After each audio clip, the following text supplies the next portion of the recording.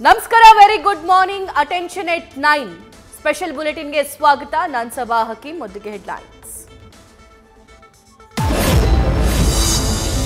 Social media influencer ತಸೀನಾ ಕುಟುಂಬಸ್ಥರಿಗೆ ಮತ್ತೆ ಕಿರುಕುಳ. ಗೋವಿಂದಪುರ ಠಾಣೆಯಲ್ಲಿ ಎಫ್ಐಆರ್ ದಾಖಲಾಗ್ತಿದ್ದಂತೆ ಮತ್ತೆ ಬಾಲ ಬಿಚ್ಚಿದ ಪುಂಡರು.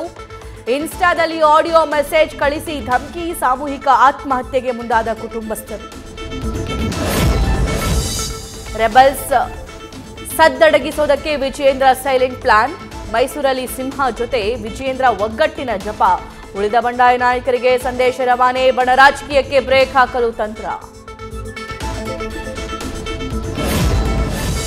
ಶಾಂತಿನಗರ ಕಾಂಗ್ರೆಸ್ ಮುಖಂಡನ ಬರ್ಬರ ಕೊಲೆ ಹಿಂದೆ ಇನ್ನೋರ್ವ ಕಾಂಗ್ರೆಸ್ ನಾಯಕನ ಕೈವಾಡದ ಶಂಕೆ.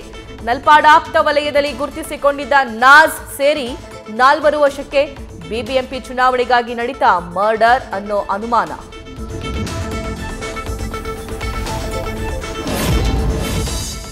ರೇಣುಕಾಸ್ವಾಮಿ ಕೊಲೆ ಪ್ರಕರಣದ ಎಲ್ಲ ಆರೋಪಿಗಳು ಇವತ್ತು ಕೋರ್ಟ್ಗೆ ಹಾಜರು. ಜಾಮೀನು ನೀಡುವಾಗ ಹಾಕಿದ್ದ ಷರತ್ತಿನ ಅನ್ವಯ ವಿಚಾರಣೆ. ಮುಖಾಮುಖಿಯಾಗಲಿರೋ ದರ್ಶನ್, ಪವಿತ್ರ ಗೌಡ. ನ್ಯೂಸ್ ಫಸ್ಟ್, ನಿರ್ಭೀತಿಯಿಂದ ನಿಮ್ಮ ಪರವಾಗಿ.